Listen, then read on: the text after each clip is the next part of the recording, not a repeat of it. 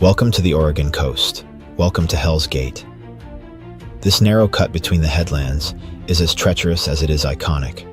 Sharp cliffs on one side, the remains of the old Coast Guard station clinging to the other. For decades, mariners have faced ripping currents, breaking surf, and sudden swells as they try to thread the needle. When the tide and wind clash, the sea stacks and rock walls funnel the ocean's fury into this tight passage. It's earned its name, Hell's Gate, for a reason. Nellie's Cove sits tucked beneath the cliffs, narrow, exposed, and battered by waves. It was once the lifeline for the old Coast Guard station, where crews launched motor lifeboats straight into the teeth of winter storms. The boathouse still clings to the rocks below, now in ruins. But the courage that once lived there remains. Above it all stands Nellie's Point, a sheer headland just north of the harbor.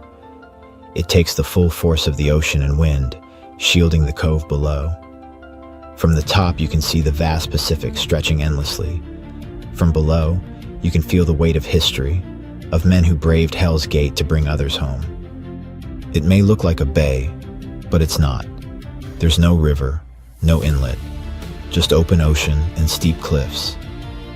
But those towering headlands wrap around us, blocking the heavy north winds that hammer the coast all summer. Perched on the edge of the Pacific, the port of Port Orford is one of a kind. No estuary, no river mouth, just a high dock, open ocean, and the kind of infrastructure built to match the raw conditions of the southern Oregon coast. This isn't a marina, it's a working port. Every boat here is launched and recovered by crane. It's a system born from necessity. The port can't handle big ships, so the fleet is made up of small vessels, under 42 feet.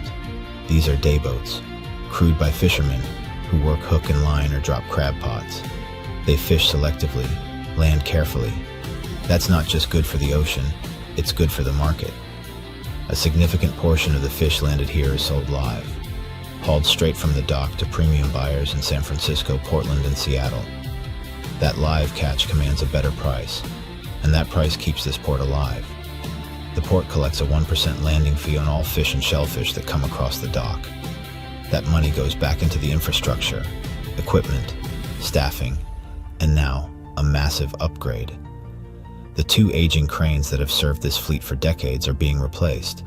Not just the boat hoists, but 4 new product cranes too. These will lift tubs of fish, stacks of crab pots, and totes of gear. Add a new forklift, better product handling gear. This is the backbone of a port that still works like a port. In Port Orford, boats don't wait on the tide. They don't cross a bar. They get lifted into the ocean when it's time to fish, and lifted out when the work is done. That system is rare. The seafood is high grade. The gear is clean. The mission is simple.